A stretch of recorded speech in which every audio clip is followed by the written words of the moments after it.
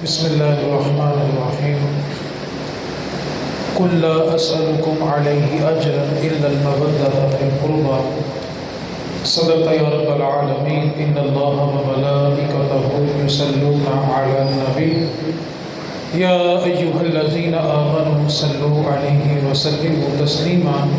سارے بھائی مل کے پڑھ لو بلغ العلا بکمالہ کشف الدجی بجمالہ۔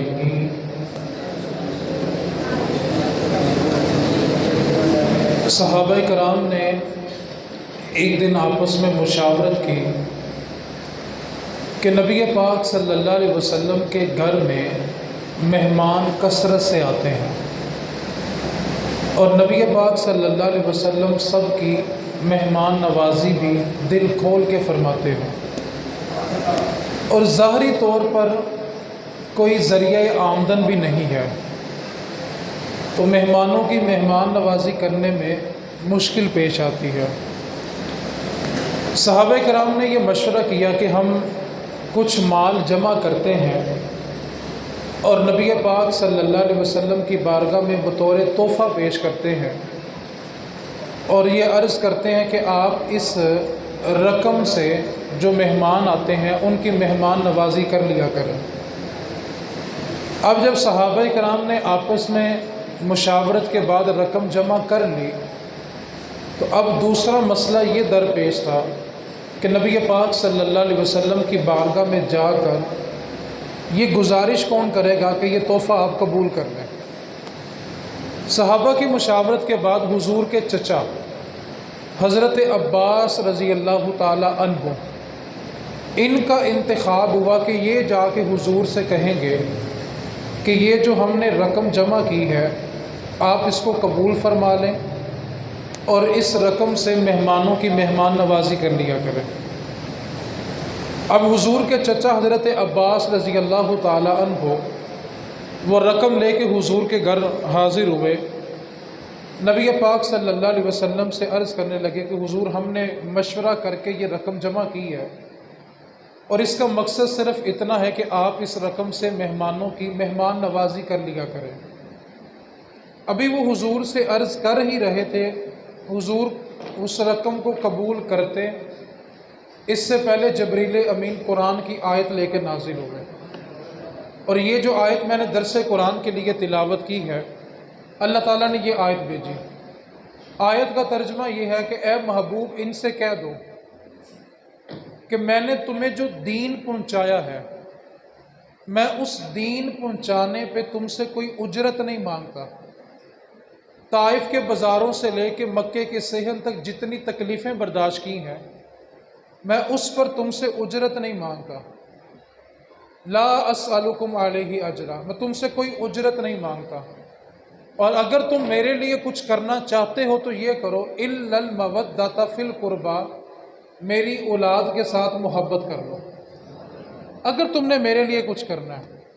یہاں پر قرآن مجید میں لفظ ہے مودت، ایک ہوتی ہے محبت ایک ہوتی ہے مودت۔ محبت اور مودت میں فرق ہوتا ہے۔ کسی انسان کو کسی انسان سے محبت ہو جائے تو زندگی کے کسی موڑ پہ جا کے محبت نفرت میں بدل سکتی ہے، لیکن جو مودت ہوتی ہے وہ کبھی بھی نفرت میں نہیں بدلتی۔ اس کی مثال مفسرین نے لکھی ہے کہ آپ مچھلی کو دیکھیں، مچھلی کو پانی کے ساتھ محبت نہیں ہے، مودت ہے۔ آپ اس کو پانی سے نکال کے مہنگے سے مہنگے مشروب میں ڈال دیں، مچھلی زندہ نہیں بچے گی، مر جائے گی، کیونکہ اس مچھلی کو پانی کے ساتھ مودت ہے، اور مودت ایسی ہوتی ہے کہ جیسے پانی سے نکلے گی مر جائے گی۔ تو اللہ رب العزت نے نبی پاک کی اولاد سے محبت کا تقاضا نہیں کیا، مودت کا تقاضا کیا ہے کہ نبی پاک کی اولاد سے مودت کرنی ہے۔ الا المودۃ فی القربی، کہ جیسے مچھلی پانی سے نکلے تو مر جاتی ہے، اسی طرح اگر تمہارے دل سے نبی کی اولاد کی محبت نکل جائے تو تم مر جانا۔ یہاں محبت کا تقاضا نہیں ہے، مودت کا تقاضا ہے۔ اور میرے رسول کریم صلی اللہ علیہ وسلم نے فرمایا کہ ایک شخص بالغ ہونے کے بعد سے لے کے جس دن مرا اس دن تک اس نے نماز ایک نہیں قضا کی، ہر سال حج بھی کیا، ہر سال زکوٰۃ بھی دی، اور جب مرا تو اس کی حالت یہ تھی کہ ایک ہاتھ میں غلاف کعبہ تھا اور دوسرا ہاتھ اس کا کعبے کی دہلیز پہ تھا، کعبے کے دروازے پہ تھا۔ اس حالت میں مرا، نماز ایک نہیں چھوڑی، حج ہر سال، زکوٰۃ ہر سال، مرا تو کعبے کا غلاف اور کعبے کا دروازہ ہاتھ میں ہے، اس حالت میں مرے۔ لیکن میرے نبی پاک نے فرمایا اگر اس کے دل میں میری اولاد کے لیے بغض ہے تو مرتے ساتھ سیدھا جہنم میں جائے گا۔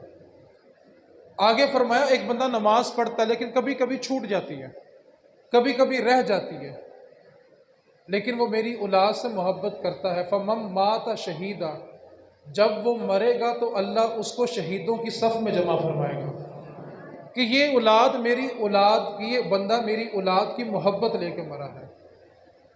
دو باتیں آپ سے گوش گزار کرنی ہے، مختصر سی بات کروں گا۔ اس میں سے پہلی بات، ایک بات کو یاد رکھیں، پرانے وقتوں کے اندر جب سفر ہوتا تھا، صرف دو مثالیں میں نے دینی ہیں، اس میں سارا نچوڑ ہے، سارا عقیدہ ہے۔ پرانے وقتوں میں جب ہوائی سفر نہیں ہوتا تھا تو کشتیوں کے ذریعے بحری سفر ہوتا تھا، اور جو بندہ کشتی میں سوار ہوتا تھا تو اب اس نے جس منزل پہ جانا ہے وہ منزل کیسے تلاش ہوتی تھی؟ اس وقت ستاروں کو دیکھ کے یہ پتہ لگایا جاتا تھا کہ کون سا علاقہ کس طرف ہے۔ اس کو علم النجوم کہتے ہیں، ستاروں کا علم، کیونکہ بندہ دریا کے درمیان ہو، سمندر کے درمیان ہو، ہر طرف پانی پانی ہے، جہاں تک نگاہ جاتی ہے پانی ہے۔ اب اس کو کیسے پتہ چلے گا کون سا ملک کس طرف ہے؟ تو ستاروں سے رہنمائی لے کے اپنی منزل کو تلاش کیا جاتا تھا۔ کشتی میں سوار ہونا پڑتا تھا اور ستاروں سے رہنمائی لے کر پھر منزل ملتی تھی۔ اب ایک بندے نے دوسرے ملک جانا ہے، وہ یہ کہے کہ جی میں نے کشتی میں سوار نہیں ہونا اور میں نے سمندر پار بھی کرنا ہے، تو آپ سب کہو گے کہ وہ ڈوب کے مرے گا، منزل نہیں ملے گی۔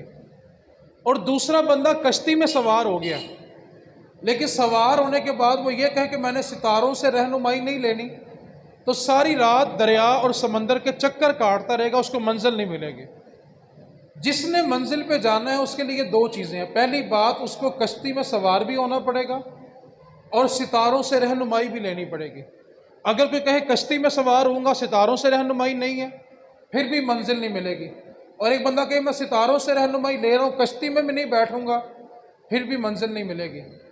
اب جس نے منزل پانی ہے وہ کشتی میں بیٹھے گا بھی اور ستاروں سے رہنمائی بھی لے گا۔ اب حدیث پاک سنیں، میرے رسول کریم صلی اللہ علیہ وسلم نے فرمایا کہ میری اہل بیت کشتی نوح کی مثل ہے۔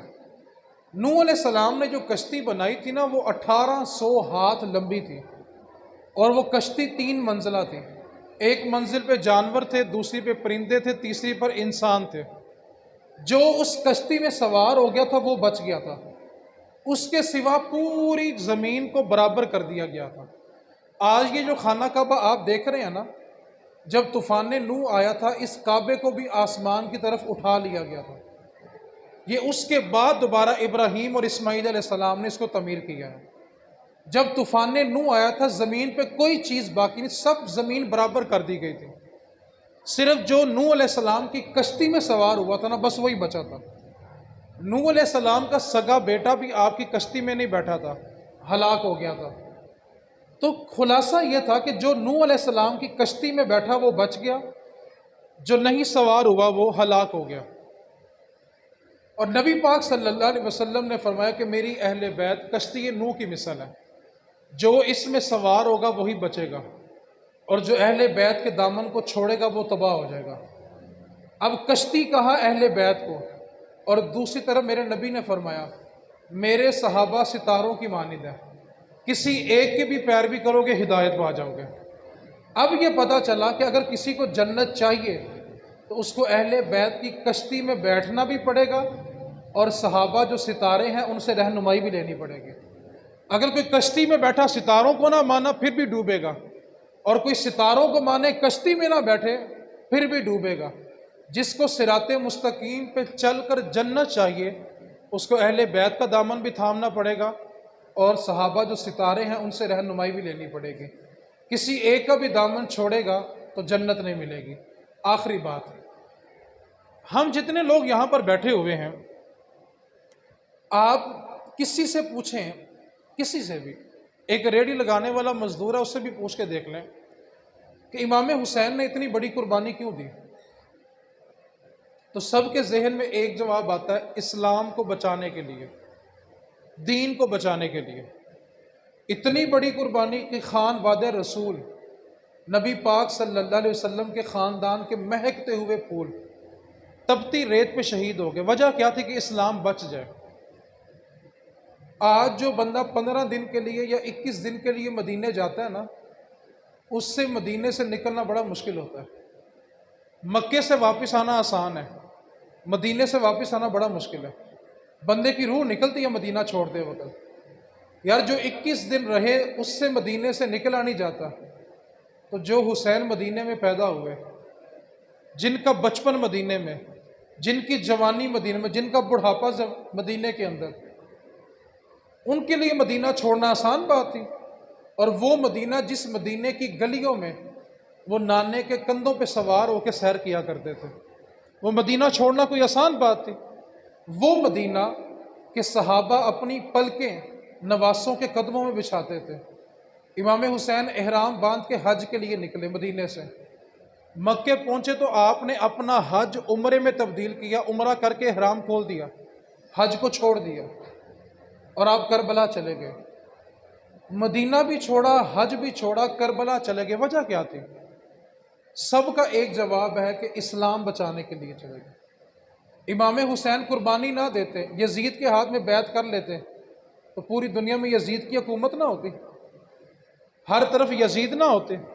آج اسلام بچا ہے تو کس کی وجہ سے؟ امام حسین کی قربانی کی وجہ سے، کہ آپ نے ظالم کی حمایت نہیں کی۔ اب سوال یہ پیدا ہوتا ہے، جس اسلام کو بچانے کے لیے امام نے اتنی بڑی قربانی دی، سارا خان وعدے شہید کرا دیا، اپنی قربانی بھی پیش کر دی، مقصد کیا تھا؟ کیا بچ جائے؟ پھر بولیں ذرا، کیا بچانا تھا؟ اسلام بچانے کے لیے اتنی بڑی قربانی دی۔ سوال یہ پیدا ہوتا ہے، جس اسلام کو بچانے کے لیے امام نے اتنی بڑی قربانی دی، کیا وہ اسلام ہمارے گھروں میں موجود ہے؟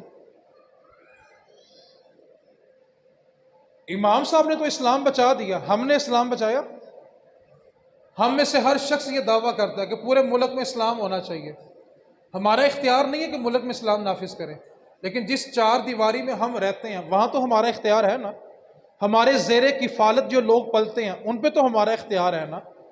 ہم اپنی ذات پر تو اسلام نافذ کر سکتے ہیں نا۔ خواہش یہ ہے کہ پورے ملک میں اسلام ہو، کیا ہمارے گھر کی چار دیواری میں اسلام ہے؟ ہمارے بچوں کے کردار سے اسلام نظر آتا ہے؟ ہمارے اپنے کردار سے ہمیں دور سے دیکھے تو کوئی شخص یہ کہتا ہے کہ وہ اسلام کا نمائندہ چلتا ہوا آ رہا ہے؟ امام نے تو اتنی بڑی قربانی دی کہ اسلام بچ جائے، نبی پاک کا دین بچ جائے۔ کیا ہم نے وہ دین بچایا؟ ہم نے رسم و رواج کو ترجیح دی کہ نبی پاک کے دین کو ترجیح دی؟ وہ شخص جو 5 وقت کا نمازی بھی ہو، قرآن بھی پڑھتا ہو، اس کے گھر میں شادی ہو، تو میرا سوال ہے، وہاں پہ رسم و رواج عروج پر ہوتے ہیں کہ نبی پاک کا دین عروج پہ ہوتا ہے؟ کیا ہم نے وہ اسلام بچایا؟ ہم کیا سمجھتے ہیں ایک سبیل لگانے سے، 2 دیگیں تقسیم کرنے سے کربلا والوں کا حق ادا ہو جائے گا؟ اتنی بڑی قربانی، آپ اس قربانی کو تصور کر کے دیکھیں یار۔ اپنے سارے خاندان کو اپنے سامنے شہید ہوتا دیکھا۔ آج ہمارے خاندان سے کوئی ایک شخص چلا جائے نا تو کان میں مسجد سے اذان کی آواز آتی ہے لیکن قدم مسجد کی طرف نہیں جاتی، اتنا غم ہوتا ہے۔ اور جن کا سارا خاندان سامنے شہید ہوا، اس کے باوجود اسلام کا پرچم نہیں چھوڑا۔ ہم نے اس اسلام کے لیے کیا کیا؟ کیا ہماری ذات سے اسلام نظر آتا ہے؟ وہ بندہ جو امام حسین کے نام پہ دیگیں بانٹ رہا ہے، شربت کی سبیلیں لگا رہا ہے، جب اسی کے گھر میں تیل مہندی ہو اور بچیاں ناچتی ہوں، اس بندے کو دیگیں بانٹنے کی کوئی ضرورت نہیں ہے۔ جو میں بات کرنا چاہ رہا ہوں، 4 باتیں تھیں، اور یہ فکر حسین، پیغام حسین ہے۔ 4 باتوں کی وجہ سے امام حسین نے یزید کی بیعت نہیں کی تھی۔ آپ سے کہا گیا تھا کہ آپ یزید کی بیعت کر لیں۔ یزید کی بیعت کرنے میں 2 فائدے تھے، ایک تو آپ کی جان بچ جاتی اور ایک سرکاری عہدہ مل جاتا، لیکن آپ نے فرمایا نہیں، میرے ہوتے ہوئے ظالم وقت کا حاکم بنے ایسا نہیں ہوگا۔ 4 باتیں تھیں جس کی وجہ سے امام نے اپنا ہاتھ یزید کے ہاتھ میں نے دیا۔ یزید کا ایک ہی مطالبہ تھا، بس میرے ہاتھ میں ہاتھ دے دو اور کوئی چیز نہیں چاہیے، بس آپ اعلان کر دو کہ میں نے یزید کی بیعت کر لی ہے، اعلان کر کے واپس مدینے میں چلے جاؤ، کچھ نہیں کہا جائے گا۔ کربلا کا واقعہ اگر ایک جملے میں سمجھنا، ایک جملے میں، لوگ اپنا سر بچانے کے لیے نا ہاتھوں میں ہاتھ دے دیتے ہیں، انگوٹھا لگا دیتے ہیں۔ لوگ اپنا سر بچانے کے لیے ہاتھوں میں ہاتھ دے دیتے ہیں، اور امام نے اپنا ہاتھ بچانے کے لیے سر دے دیا۔ یزید صرف ہاتھ مانگتا تھا، اور آپ کربلا کی پوری تاریخ پڑھ کے دیکھ لیں، سن کے دیکھ لیں، امام حسین کے شہید ہونے کے بعد بھی امام کا ہاتھ یزید کے ہاتھ میں نہیں آیا۔ آپ کا سر مبارک یزید کے دربار پہنچا ہے، لیکن تاریخ میں کبھی یہ نہیں ملے گا کہ امام حسین کا ہاتھ یزید کے ہاتھ میں آیا ہو۔ وہ 4 باتیں کیا تھیں؟ وہ آج کے درس کا سبق ہے۔ امام حسین نے فرمایا پہلی وجہ یہ ہے کہ میں یزید کی بیعت اس لیے نہیں کروں گا، میں نے اس کو مدینے میں نمازیں قضا کرتے ہوئے دیکھا ہے، اور بے نمازی وقت کا حاکم بنے، حسین کے ہوتے ہوئے ایسا نہیں ہوگا۔ دوسری وجہ، امام حسین نے فرمایا کہ میں نے اس کو مدینے میں شراب پیتے ہوئے دیکھا ہے، اور شرابی وقت کا حاکم ہو، حسین کے ہوتے ہوئے ایسا نہیں ہوگا۔ تیسری بات، میں نے اس کو رنڈیوں کے ناچ نچواتے ہوئے دیکھا ہے، اور ناچ نچوانے والا وقت کا حاکم ہو، ایسا نہیں ہو سکتا۔ اور چوتھی بات، یہ اللہ کے حرام کو حلال کرتا ہے اور حلال کو حرام کرتا ہے، حسین کے ہوتے ہوئے ایسا ظالم بندہ تخت پر نہیں بیٹھے گا۔ اب میرا سوال یہ ہے، ہمارے چوک کے اندر بڑی ساری تصویر ایم این اے، ایم پی اے، وزیر، مشیر، سینیٹر کی لگی ہو، اور ہمیں پتہ بھی ہو کہ اس کے ڈیرے پہ جب بھی خوشی ہوتی ہے وہ شراب اور رقص کے بغیر نہیں ہوتی، اور اگر اس کے سپورٹروں میں ہماری تصویر لگی ہوئی ہے نا، تو سبیل لگانے کی کوئی حاجت نہیں ہے، دیگیں پکانے کی کوئی حاجت نہیں ہے۔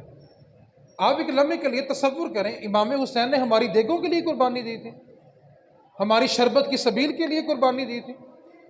سارا دن تپتی دھوپ میں جوان کھڑے ہو کے سبیلوں پہ شربت بانٹتے رہے، اور 10 محرم کو بھی 5 نمازیں پوری نہ پڑھیں، امام حسین خوش ہو جائیں گے؟ امام نے سر دے دیا، سجدہ نہیں چھوڑا، اور انہی کا نام لینے والے اگر 10 محرم کو بھی 5 نمازیں نہ پوری پڑھیں تو سبیل لگانے سے کیا ہو جائے گا؟ دیگیں بانٹنے سے کیا ہو جائے گا؟ آپ اپنی نسلوں کو فکر حسین بتائیں۔ فکر حسین کیا تھی؟ نظریہ حسین کیا تھا؟ کہ کبھی بھی ظالم کی حمایت نہیں کرنی۔ آپ کو کوئی اچھا نہیں لگتا، کسی کو ووٹ نہ دیں، لیکن کم از کم ظالم کی حمایت نہ کریں۔ میرے نبی نے فرمایا کہ کسی شخص کو علم ہو کہ سامنے والا ظالم ہے، اور اس کا ظلم جاننے کے باوجود بندہ اس کی حمایت کرے یا اس کا ساتھ دے، تو قیامت والے دن میرے نبی نے فرمایا دونوں اکٹھے جہنم میں پھینکے جائیں گے۔ جس کے نام پہ ہم انگوٹھا لگاتے ہیں، آپ کیا سمجھتے ہیں وہ سیاہی جو انگوٹھے پہ لگی ہے وہ میدان محشر میں ترازو میں تولی جائے گی؟ ہم سمجھتے صرف ووٹ کی کوئی حیثیت نہیں ہے، وہ ووٹ ایک وقت کے حاکم کی حمایت ہے، اور جو بندہ حمایت کرتا ہے اور وہ بندہ منتخب ہونے کے بعد جتنے گناہ کرتا ہے اس کی حمایت کرنے والے اس میں برابر کے شریک ہوتے ہیں۔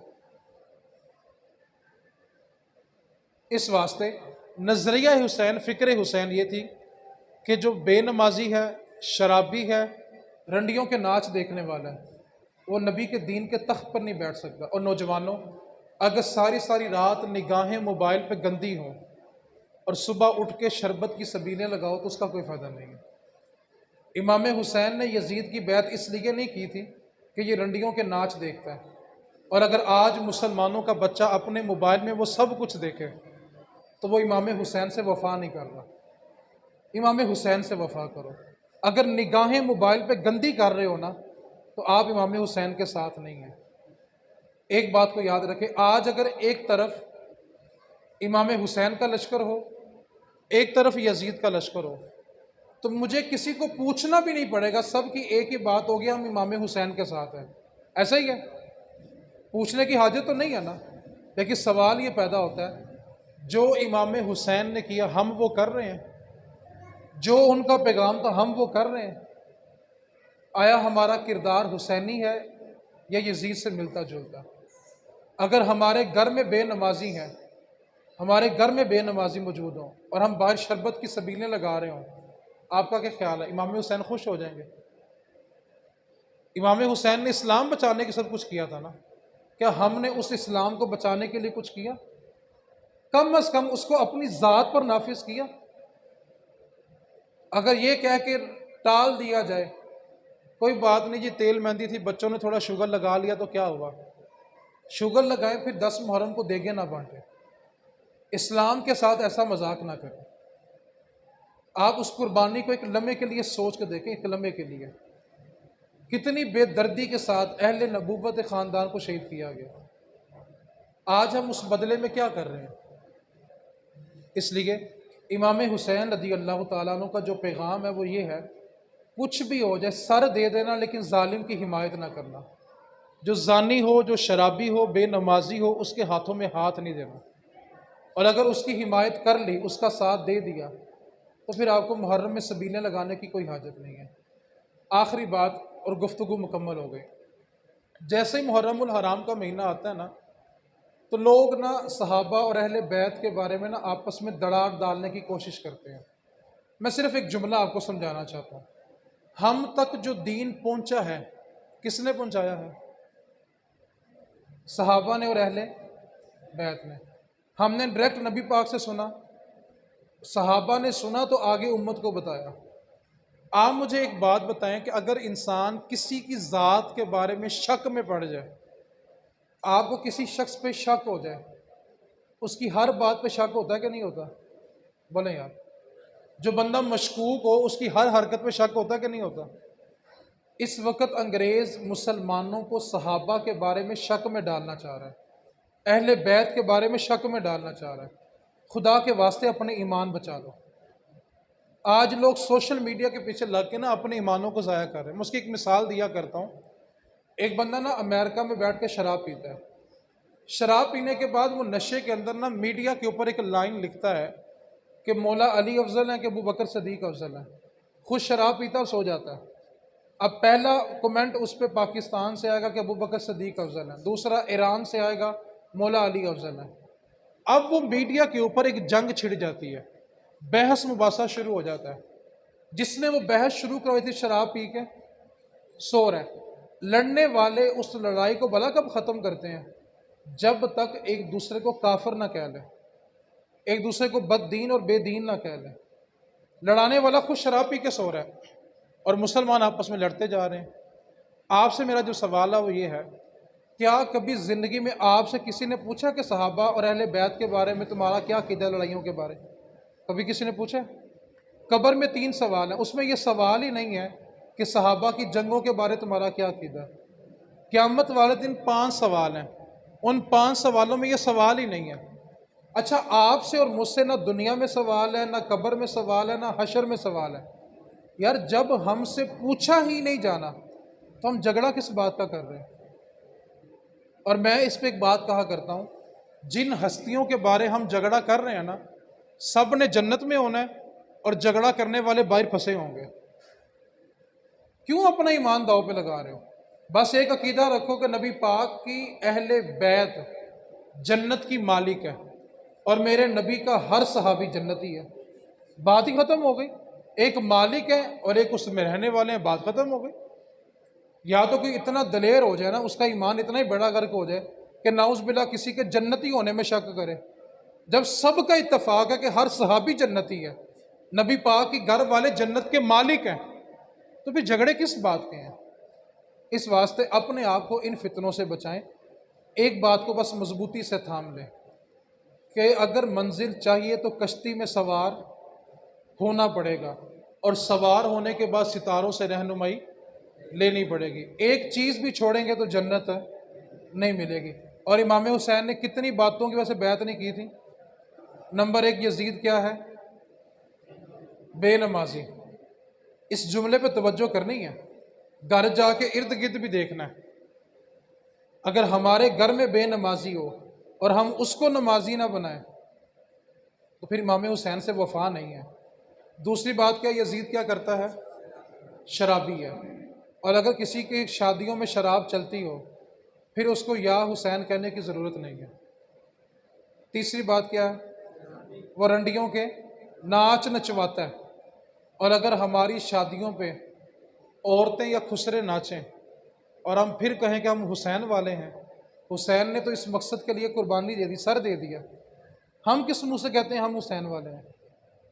چوتھی بات، وہ اللہ کے حرام کو، اور اگر حاجی صاحب شادی کے موقع پہ اپنے داماد کو سونے کی انگوٹھی پہنا رہے ہیں تو پھر سوچنا چاہیے اس کو۔ امام حسین نے ایک فکر، ایک سوچ، ایک نظریہ دیا ہے، اس کو سمجھنے کی کوشش کریں۔ افضل ہے کل جہاں سے گھرانہ حسین کا، افضل ہے کل جہاں سے گھرانہ حسین کا، نبیوں کا تاجدار ہے نانا حسین کا۔ ایک پل، بس ایک پل کی تھی حکومت یزید کی، ایک پل، اس کا مطلب بلا کیا؟ یزید کے 15 بیٹے اور 5 بیٹیاں تھیں، ایک روایت میں 14 بیٹے اور 5 بیٹیاں تھیں۔ یزید کے 20 بچے تھے، کتنے بچے تھے؟ اور 20 بچے بے اولاد ہو کے مرے، کسی ایک سے بھی یزید کی آگے نسل نہیں چلی۔ جس کے 20 تھے آج اس کی نسل نہیں ہے، اور کربلا میں جس کا ایک بچا، کربلا میں جس کا، قیامت تک اس کی نسل باقی رہے گی۔ یہ ہے اسلام زندہ ہوتا ہے ہر کربلا کے۔ اس طرف 20 بچے تھے، سارے بے نسل ہو کے مرے، کیوں؟ دشمنی حسین سے نہیں، مصطفیٰ سے تھی۔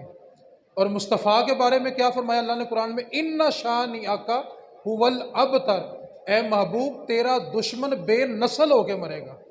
یہ آیت بلا کب نازل ہوئی تھی؟ سورہ کوثر، جب حضور کے تینوں صاحبزادے وصال کر گئے نا، تو کافر کہنے لگے، مشرکین جو مکہ کے تھے وہ کہنے لگے کہ ان کے تو سارے بچے ہی وصال کر گئے ہیں، ان کا دین آگے کون پھیلائے گا؟ ان کی نسل ہی ختم ہو گئی ہے۔ تو جواب حضور نے نہیں دیا، اللہ نے فرمایا اے محبوب گھبرانا نہیں ہے، جو تیرا دشمن ہوگا بے نسل ہو کے مرے گا۔ یزید کے 20 بچے تھے، سارے بے نسل ہو کے مرے، اور جس کا ایک بچا اس کی نسل قیامت تک چلے گی۔ اور میرے نبی پاک کا فرمان ہے میدان معاشر میں سب کے نسب ختم ہو جائیں گے۔ یہ جتنی برادریاں آپ کی اور میری ہیں نا، قیامت والے دن کوئی اپنی برادری سے نہیں پہچانا جائے گا، لیکن میرے نبی پاک نے فرمایا سید قیامت والے دن بھی سید ہی ہوگا، نبی پاک کا نسب قیامت والے دن بھی قائم رہے گا۔ اور آخر میں اگر محرم کے حوالے سے مجھ سے کوئی نصیحت لینا چاہے تو نصیحت یہ ہے، اگر آپ کا دنیا میں کسی سے جھگڑا ہو جائے اور آپ کے سامنے جو آپ کا مد مقابل ہے اگر وہ سید ہو نا اور آپ حق پر بھی ہو، تو یہ سمجھ کے چھوڑ دینا کہ اس کی رگوں میں دوڑنے والا خون میرے نبی کا خون ہے، اس کی رگوں میں جو خون چل رہا ہے نا وہ رسول کریم کا خون ہے۔ آپ حق پہ ہو پھر بھی چھوڑ دینا۔ میرے نبی پاک کا فرمان ہے کہ جو بندہ لڑائی میں حق پہ ہو، حق پہ ہونے کے باوجود وہ جھگڑا چھوڑ دے، میں محمد اس کے لیے جنت میں ایک گھر کی ضمانت دیتا ہوں کہ اللہ اس کو جنت میں گھر دے گا۔ اس واسطے سید کا احترام کریں۔ وہ عراق کے اندر ایک خاتون تھی، بیوہ ہو گئی، ابن جوزی نے اس کو لکھا ہے۔ وہ بیوہ ہوگی، جوان بیٹیاں تھیں، تو کسی نے کہا کہ عراق کے اندر 2 بندے بڑے سخی ہیں، ایک مسلمان ہے اور ایک یہودی ہے، ان دونوں کے پاس چلی جاؤ، کوئی نہ کوئی تمہاری مدد کر دے گا، کوئی آسرا بن جائے گا، چھت رہنے کے لیے مل جائے گی۔ حضور پاک صلی اللہ علیہ وسلم کی صاحبزادی سید بیٹی چلی اور پہلے مسلمان کے دروازے پہ پہنچی، جا کر کہا کہ میں نبی پاک کی بیٹی ہوں، سید ہوں، سیدہ ہوں، جوان بچیاں ہیں، شوہر کا انتقال ہو گیا، رہنے کے لیے چھت چاہیے۔ آگے سے مسلمان کہنے لگا تم سید ہو، اس پر تمہارے پاس کیا دلیل ہے؟ کہنے لگی شجرہ تو ساتھ لے کے نہیں گھومتی، اگر یقین کر لو تو ٹھیک ہے کہ میں نبی پاک کی اولاد میں سے ہوں۔ اس نے کہا تمہارے پاس کیا دلیل ہے؟ وہ مایوس ہوئی، روتی ہوئی۔ آپ تصور کریں جس نے نبی پاک کی اولاد کو رلایا ہو، آپ کے بچے کو کوئی ڈانٹ دے، مارے نہ، صرف ڈانٹ دے، اور بچہ روتا ہوا گھر آئے، دل کیا چاہتا ہے کہ جس نے اس کو کچھ کہا ہے جا کے اس کو، سوچو جو نبی پاک کی اولاد کو رلاتا ہو، جو سید کو اذیت دیتا ہو۔ نبی پاک کی اولاد سیدہ چلی مجوسی کے گھر پہنچی، نا امید تھی کہ جب مسلمان نے نہیں رکھا تو مجوسی کیا مدد کرے گا۔ جا کر دستک دی، مجوسی باہر آیا، اس نے کہا کہ میں مسلمانوں کے نبی کی اولاد ہوں، بیوہ ہو گئی ہوں، رہنے کے لیے چھت چاہیے۔ مجوسی نے کہا کچھ دیر رکو، میں آتا ہوں۔ اندر گیا، اس نے ایک کمرہ پانی سے دھویا، کچھ برتن پھر دھوئے اور اس کمرے میں رکھا، اور جا کر دروازہ کھولا اور کہا آپ اس کمرے میں تشریف لے آئیں۔ اس کمرے میں رکھی ہوئی ہر چیز کو دھویا۔ اب رات ہو گئی، سب سو گئے، وہ مسلمان بھی سو گیا، مجوسی بھی سو گیا، نبی پاک کی جو بیٹی تھی وہ بھی سو گئی۔ اب وہ جو مسلمان تھا جس نے کہا تھا کہ تمہارے اہل بیت یعنی نبی پاک کی اولاد ہونے میں کیا دلیل ہے، رات کو سوتا تو خواب دیکھتا کہ وہ جنت کی سیر کر رہا ہے۔ چلتے چلتے ایک بڑا خوبصورت عالی شان محل آتا ہے اور دروازے پہ خود حضور کھڑے ہیں۔ کہنے لگا حضور یہ محل مجھے دے دیں، تو میرے نبی پاک نے فرمایا کہ یہ ایک مسلمان کا ہے۔ کہنے لگا حضور میں بھی تو مسلمان ہوں۔ میرے نبی نے فرمایا تمہارے پاس مسلمان ہونے کی کیا دلیل ہے، تیرے پاس کیا دلیل ہے کہ تو مسلمان ہے؟ آنکھ کھلی، گلیوں میں در بدر ٹھوکریں کھائے کہ وہ سیدہ کہاں چلی گئی، وہ نبی پاک کی بیٹی کہاں چلے گی۔ کسی نے بتا کہ وہ جو مجوسی ہے نا، رات اس کے گھر میں قیام کیا، اس سے پوچھ وہ کہاں ہے۔ دستک دی، جا کے کہنے لگا کہ تمہارے گھر میں ہمارے نبی کی بیٹی ہے۔ اس نے کہا تمہارے نہیں، ہمارے نبی کی بیٹی ہے۔ کہا تو سودا دے کر آیا؟ کہا مجھ سے 300 دینار لے لو، مہمان مجھے دے دو۔ کہا تو نے سودا دیکھا ہے، اور جس محل سے نبی پاک نے تجھے روکا ہے نا، نبی پاک نے مجھے کلمہ پڑھا کے وہ محل بھی عطا فرما دیا کہ تو نے میری بیٹی کی عزت کی، میری اولاد کی عزت کی۔ تجھے کلمہ کسی مولوی نے، کسی پیر نے، کسی ولی نے پڑھایا ہوگا، اور مجھے کلمہ خود مدینے والے سرکار نے پڑھایا ہے۔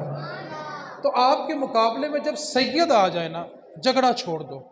جنید بغدادی کو آپ سب جانتے ہو، داتا صاحب کے پیروں میں آتے ہیں۔ پاکستان میں جتنے بھی ولی ہیں نا، سب چمکتے ہوئے تارے ہیں، اور جو پاکستان کا چاند ہے نا، اس کا نام داتا علی حجویری ہے۔ پاکستان میں جو بھی چمکے گا وہ داتا علی حجویری کے قدموں سے چمکے گا۔ داتا علی حجویری پاکستان کا چاند ہے۔ داتا صاحب کے بھی پیروں میں جنید بغدادی آتے ہیں۔ آپ بادشاہ ہارون رشید کے درباری پہلوان تھے، کشتی لڑا کرتے تھے۔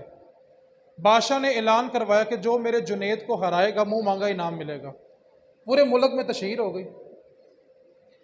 اب ایک بالکل لاغر کمزور شخص نے کہا کہ میں جنید سے کشتی کروں گا۔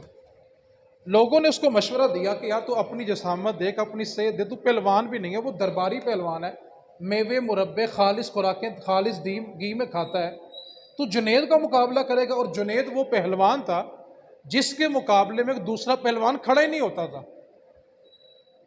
کہا تو لڑے گا؟ تو اپنی موت کو دعوت دے رہا ہے۔ اس نے کہا میں نے لڑنا ہے۔ جب میدان لگ گیا، جنید بھی میدان میں اترے، وہ لاغر کمزور شخص، بالکل دبلا پتلا شخص میدان میں اترا۔ وہ کبڈی سے پہلے وہ ہاتھوں میں ہاتھ ڈالتے ہیں نا، ہاتھوں میں ہاتھ ڈالے تو وہ کمزور شخص جنید کے کان میں کہنے لگا جنید میں کوئی پہلوان نہیں ہوں اور کشتی لڑنے بھی نہیں آیا، بات یہ ہے کہ میں نبی پاک کی اولاد میں سید ہوں، اور گھر میں 3 دن ہو گئے کہ نبی پاک کی اولاد کے بچے بھوکے بیٹھے ہوئے ہیں، صرف اس لیے ہوں کہ بادشاہ کے دربار سے کچھ انعام مل جائے تو بچوں کو جا کے روٹی کھلوا دوں۔ جنید بغدادی کی آنکھوں میں آنسو آ گئے۔ کہا تو کشتی شروع کر۔ کشتی شروع ہوئی، اس کمزور شخص نے جنید بغدادی کو اٹھا کے نیچے مارا۔ بادشاہ اپنی نشست سے کھڑا ہو گیا کہ میرا پہلوان جنید ہار گیا۔ اس نے کہا نہیں، یہ دھوکا ہوا، کشتی دوبارہ ہوگی۔ دوبارہ پنجے لڑے، پھر کہا میں سید ہوں، پھر جنید ہارے۔ تیسری بار پھر کہا میں سید ہوں، جنید پھر ہارے۔ جب کشتی ختم ہوگی، اس سید زادے کو منہ مانگا انعام ملا، وہ چلے گئے۔ جنید جب دربار میں پہنچا تو بادشاہ نے کہا جنید میرے دربار سے نکل جا، تو نے آج میری ناک کٹوا دی، تیرا نام لے کے میں ملکوں کے ساتھ فخریہ انداز میں بات کرتا تھا کہ میرے پہلوان جیسا کوئی پہلوان نہیں ہے، اور تو نے آج شاہی محل کے اندر کشتی کروا دی اپنے آپ کو، جا میرے دربار سے نکل جا۔ درباریوں نے تانے دینے شروع کر دیے۔ گھر آئے تو بیوی نے تانا دیا کہ ساری محلے کی خواتین مجھے تانے مار رہی ہیں کہ تیرا شوہر ایک کمزور شخص سے ہار گیا۔ جنید بغدادی نے بستر اٹھایا، جنگل میں چلے گئے، جا کے سجدے میں سر رکھا، روتے رہے، روتے روتے سو گئے۔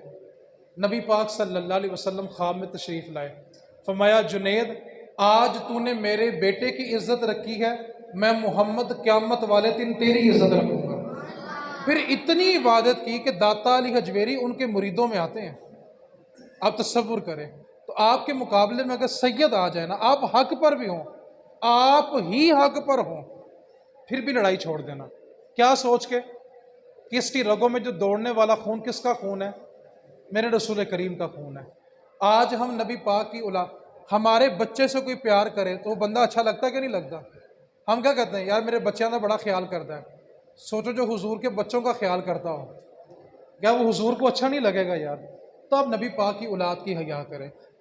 افضل ہے کل جہاں سے گھرانہ حسین کا، نبیوں کا تاجدار ہے نانا حسین کا۔ بس ایک پل کی تھی حکومت یزید کی، بس ایک پل کی تھی حکومت یزید کی، صدیاں حسین کی زمانہ حسین کا، وما علینا الا البلاغ المبین۔ تمامی